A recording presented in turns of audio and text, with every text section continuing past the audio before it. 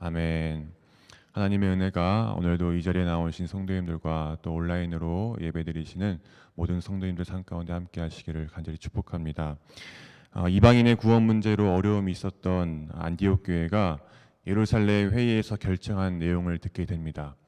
그 내용은 어제 말씀을 나눴듯이 이방인이 구원받기 위해서 할례나 모세의 율법을 지킬 의무가 없다는 내용이죠. 이러한 예루살렘 회의 결정에 안디옥 교회는 다시 평화를 되찾게 됩니다. 그런데 그 평화는 오래가지 못했습니다. 왜냐하면 바울과 바나바가 갈등이 생기기 시작한 것입니다. 바울은 바나바에게 1차 전도 여행 때 방문했던 교회에 다시 가서 성도들이 신앙생활을 잘 하고 있는지, 믿음이 잘 성장하고 있는지 다시 한번 점검하자고 제안합니다. 바울의 제안에 바나바도 흔쾌히 수락을 하죠. 그 대신 마가도 함께 데리고 가자고 말합니다. 여기서부터 이제 갈등이 생기기 시작한 것입니다. 바나바는 마가를 함께 데리고 가고 싶었는데 바울은 그것을 원하지 않았습니다. 왜냐하면 앞서 13장 13절에 보면 마가가 바울과 함께 1차 전도 여행을 갔는데 거기서 마가가 선교를 하던 중에 예루살렘 교회로 돌아갑니다. 그러니까 선교를 포기하는 것이죠. 어떠한 이유로 선교를 포기했는지에 대해서는 기록되지 않아서 정확히는 알 수 없지만 어찌됐든 마가는 1차 선교를 끝까지 수행하지 못했습니다. 그래서 이 모습을 본 바울은 마가를 신뢰할 수가 없는 것이죠. 여러분, 바울이 어떤 사람입니까? 굉장히 효율성을 중시하고 또 복음을 전하는 데 있어서 쉬지 않고 계속해서 복음을 전할 만큼 복음에 열정이 대단한 사람입니다. 그렇게 목숨을 걸고 선교하는 그곳에 선교를 중간에 포기한 마가를 데리고 간다는 것은 바울의 입장에서 쉽게 받아들일 수가 없는 것이죠. 단순히 마가가 싫어서가 아니라 혹시나 복음을 전하다가 또다시 중간에 포기하게 된다면 자칫 이 선교에 방해가 될 수도 있고 그로 인해서 마가가 또다시 상처를 받게 된다면 본인도 그렇고 교회도 그렇고 모두에게 유익이 되지 않을 수도 있다는 것을 바울은 잘 알고 있었기 때문에 바나바의 제안을 받아들일 수가 없는 것입니다. 이러한 문제들을 다 생각한 만큼 바울은 굉장히 현실적인 사람이면서 열정도 많고 또 효율을 굉장히 중요시하는 사람입니다. 근데 아무리 바울이 이렇게 현실적이고 냉철한다고 해도 바나바의 요구를 거절하기가 매우 어려웠을 것입니다. 왜냐하면 이 과거 바울이 회심한 후에 예루살렘에 나타났을 때 아무도 그의 변화된 모습을 믿지 않았습니다. 근데 그때 바나바가 이 바울의 보증을 서게 됩니다. 바나바가 바울을 이 사도들 앞에 데려가서 비록 과거에 예수 믿는 사람들을 박해했던 사람이지만 다메섹에서 예수님을 만나고 회개함으로써 지금은 완전히 다른 사람이 됐다. 이렇게 바울을 위로하고 격려해주고 보증했던 사람이 바로 바나바입니다. 그래서 바나바 덕분에 이 사울은 사도 바울이 될 수 있었습니다. 바나바 때문에 사도로 세워질 수 있었던 것이죠. 그뿐만이 아닙니다. 바나바가 안디옥 교회에서 담임 목회를 하면서 교회를 안정적으로 잘 성장시키고 있을 때 바나바는 다소에 있던 바울을 안디옥 교회로 불러들여서 함께 사역을 시작하게 됩니다. 그 덕분에 바울은 안디옥 교회에서 목회를 잘 배우고 또 훌륭한 목회자가 될 수 있었던 것이죠. 자기를 사도 바울로 만들어주고 또 큰 교회의 사역자로 불러줘서 목회를 배울 수 있게 해준 사람이 바로 바나바입니다. 어떻게 보면 자기 인생에 정말 큰 도움을 준 동역자이자 멘토이죠. 그러면 그 바나바의 부탁 한번 들어줄 수 있는 거 아닙니까? 근데도 바울은 이 바나바의 부탁을 거절했습니다. 그만큼 바울은 굉장히 현실적인 사람이면서 또 무엇보다 이 복음을 전하는 일에 있어서는 굉장히 냉철한 사람이었다는 것이죠. 반면에 바나바는 어떤 사람입니까? 바나바의 이름의 뜻은 격려의 아들, 위로의 아들이란 뜻입니다. 그래서 앞서 바울을 위로해주고 격려해줬듯이 이 바나바는 연약한 사람들을 위로해주고 격려해줘서 그들을 다시 일으켜 세워주는 사람이 바로 바나바입니다. 그래서 바나바는 물론 마가가 이 자기의 조카이기도 하지만 그 이유보다는 선교를 중간에 포기한 마가를 다시 위로하고 격려해 줌으로써 그가 다시 이 선교에 동참할 수 있게끔 그렇게 마가를 다시 세워주고 싶어서 마가를 데리고 가고 싶어 했습니다. 그러나 바울은 극구 반대를 하죠. 결국 이 둘은 의견을 좁히지 못하고 갈라서게 됩니다. 바나바는 마가를 데리고 구브로로 가고 바울은 실라를 데리고 수리아와 길리기아로 가게 되죠. 바나바와 바울은 복음에 있어서는 같은 생각을 갖고 있었습니다. 그래서 이방인에 관한 구원 문제도 이 둘은 같은 생각과 같은 마음을 가지고 힘을 합쳐서 그 문제를 해결했습니다. 그리고 안디옥 교회에서 서로 협력해서 목회도 성공적으로 잘 했고 또 1차 전도 여행도 함께 다니면서 복음을 성공적으로 전할 만큼 이 둘은 정말 서로에게 있어서 꼭 필요한 믿음의 동역자였습니다. 그러나 복음이 아닌 개인적인 계획에 있어서는 둘은 다른 생각을 갖고 있었습니다. 그래서 결국은 문제를 해결하지 못하고 갈라서게 되는 그런 아픔과 이별의 슬픔을 겪게 되죠. 그렇다면 이 둘이 갈라진 것은 과연 하나님의 뜻일까요? 지금 1차 전도 여행이 잘 마친 뒤 복음이 계속해서 확장되고 이방인의 구원 문제까지 해결된 상태에서 서로가 힘을 모아서 계속해서 복음을 더 확장해 가야 하는 이 중요한 시기에 바울과 바나바가 갈라졌습니다.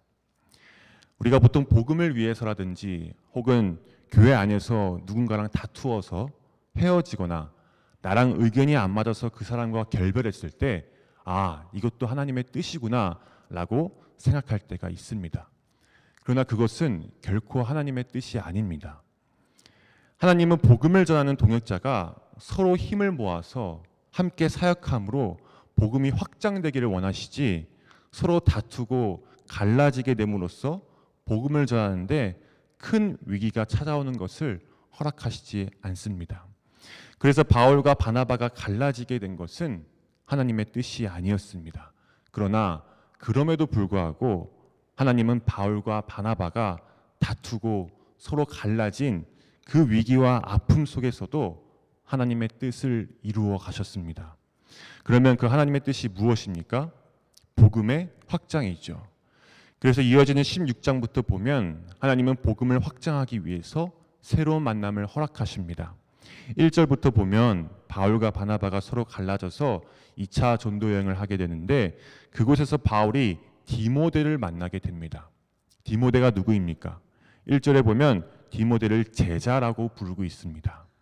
또 그의 어머니는 믿는 유대 여자고 아버지는 헬라인이며 디모데는 성도들에게 많은 칭찬을 받는 자라고 표현하고 있습니다.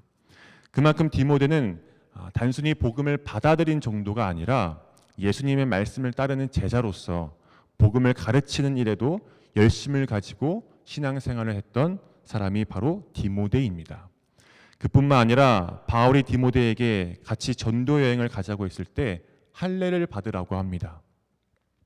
앞으로 전도하게 될 유대인들이 할례를 안 한 이 디모데를 보고 혹시나 이 복음을 받아들이지 않을 수도 있기 때문에 할례를 시킨 것이죠. 복음을 위해서라면 뭐든 할 수 있던 사람이 바로 디모데입니다. 결국 바울과 디모데는 뗄래야 뗄 수 없는 믿음의 동역자로 세워지게 됩니다. 오죽하면 바울이 디모데를 믿음 안에서 참 아들이라고까지 말하겠습니까? 바울과 디모데는 믿음 안에서 서로 하나가 되어 복음을 전하는 동역자가 되었습니다. 그리고 이 둘의 만남을 통해서 여러 교회가 믿음이 더 굳건해지고 부흥되는 놀라운 역사가 일어나게 됩니다. 이뿐만이 아닙니다. 바울이 이번에는 아시아로 가서 복음을 전하려고 했는데 성령께서 막으셨습니다.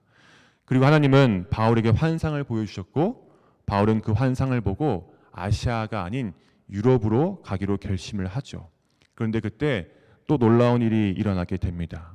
10절에 보면 바울이 그 환상을 보았을 때 우리가 곧 마게도냐로 떠나기를 힘쓰니, 여기서 저자는 우리라는 표현을 씁니다. 이 표현은 사도행전을 기록한 누가 자신이 바울과 함께 합류하게 되었다는 뜻입니다. 즉 바울이 누가를 만나게 됐다는 것이죠. 이전까지는 글로 썼다면 지금부터는 바울과 함께 복음을 전하게 된 것입니다. 나중에 보면 누가는 바울의 동역자가 되고 주치의로서 이 바울의 곁을 떠나지 않고 심지어는 이 바울이 옥에 갇혀 있을 때도 바울과 함께 있으면서 복음을 전하는 데 앞장섰던 인물이 바로 누가였습니다. 그래서 예수님을 직접 보지도 못했고 예수님의 제자도 아니고 유대인도 아닌 이방인이지만 누가는 누가복음과 사도행전을 기록할 만큼 이 사도적 권위를 인정받는 바울의 훌륭한 동역자가 된 것이죠. 하나님은 바울과 이 바나바의 이별의 아픔을 새로운 만남을 통해서 회복하셨고 그 새로운 만남을 통해서 복음의 확장을 이루어 가셨습니다. 그리고 바나바와 마가의 이야기는 등장하지는 않지만 바울이 죽기 직전에 마지막으로 쓴 편지인 이 디모데후서를 보면 디모데에게 네가 올 때 마가를 데리고 오라. 그가 나의 일에 유익하니라 라고 말합니다. 바울에게 있어서 마가가 선교하는 데 있어서 도움이 됐다는 것이죠. 그리고 바울의 여러 서신에 보면 마가에 대해서 종종 언급한 걸로 보아 마가가 이 바나바와 함께 선교를 하면서 신앙적으로 더 성숙해지고 잘 세워져서 나중에 바울과 함께 사역하게 된 것을 알 수 있습니다. 또한 고린도전서 9장에 보면 바울이 바나바를 자신과 함께 사역한 사람이라고 언급한 것을 보아 바울과 바나바가 화해하고 다시 함께 동역했음을 추측할 수도 있습니다. 사랑하는 성도 여러분, 바나바와 바울이 이 자신들의 개인적인 계획 때문에 서로 다투어 갈라지게 되는 그런 아픔과 위기가 찾아왔지만 하나님은 그 아픔과 위기 속에서도 하나님의 뜻을 이루어 가십니다. 사람이 마음으로 자기의 길을 계획할지라도 그 걸음을 인도하시는 분은 바로 하나님이십니다. 바울과 바나바가 서로 자기의 길을 계획해서 갈라졌지만 결국엔 그들의 걸음을 인도하시는 분은 하나님이셨습니다. 그리고 하나님은 그 아픔과 위기 속에서도 새로운 만남을 통해 하나님의 뜻을 이루어 가셨고 마지막에는 갈라졌던 바나바와 바울이 다시 하나가 되어 계속해서 복음을 전할 수 있도록 그들을 회복해 주셨습니다. 그래서 우리가 때론 내 뜻과 내 계획으로 인해서 내 삶 가운데 어떤 위기와 아픔이 찾아올지라도 그 위기와 아픔 속에서도 하나님의 뜻이 반드시 이루어진다는 그 확신과 믿음을 가지고 하나님께 순종하며 나아가야 합니다. 특별히 우리가 복음을 전하는 일에 있어서는 실패와 위기를 두려워하지 말고 오로지 나의 생각과 나의 뜻을 내려놓고 하나님의 뜻과 하나님의 인도하심에 순종하며 담대하게 복음을 전해야 할 줄로 믿습니다. 그러할 때 하나님께서 바울에게 믿음의 동역자인 디모데와 누가를 만나게 해주신 것처럼 우리에게도 믿음의 동역자를 만나게 해주셔서 비록 내가 실패와 위기 속에 있더라도 그곳에서 하나님의 뜻을 이루는 귀한 통로로 우리를 사용해 주시고 우리를 다시 회복해 주실 줄로 믿습니다. 오늘 하루의 삶이 그렇게 하나님의 뜻을 이루어 가시는 복된 삶이 되시기를 간절히 축복합니다. 기도하겠습니다. 사랑의 많으신 하나님 감사합니다. 귀하고 복된 하루 오늘도 하나님의 뜻을 이루시기 위해서 부족한 저희들을 이 자리에 불러주심에 감사합니다. 주님, 때론 우리도 이 바울과 바나바와 같이 인생의 위기와 아픔이 있을 때도 있습니다. 나의 생각과 계획으로 인해 누군가와 헤어지기도 하고 아픔을 겪기도 합니다. 그러나 그 아픔과 위기 속에서도 하나님의 뜻은 반드시 이루어진다는 그 믿음을 가지고 오늘 하루도 하나님의 인도하심에 따라 순종하며 나아가는 저희들이 되게 도와주시옵소서. 특별히 복음을 전하는 일에 더욱 힘쓰는 저희들이 되게 하시고 나의 생각과 나의 뜻이 아닌 성령님의 인도하심에 따라 복음을 전할 수 있는 우리 모두가 될 수 있도록 성령님께서 역사하여 주시옵소서. 오늘 하루도 주님께서 함께해 주실 것을 믿사오며 살아계신 예수님의 이름으로 간절히 기도드렸습니다. 아멘. 하늘에 계신 우리 아버지여, 이름이 거룩히 여김을 받으시오며 나라가 임하시오며 뜻이 하늘에서 이루어진 것 같이 땅에서도 이루어지이다. 오늘 우리에게 일용할 양식을 주시옵고 우리가 우리에게 죄 지은 자를 사하여 준 것 같이 우리 죄를 사하여 주시옵고 우리를 시험에 들게 하지 마시옵고 다만 악에서 구하시옵소서. 나라와 권세와 영광이 아버지께 영원히 있사옵나이다. 아멘.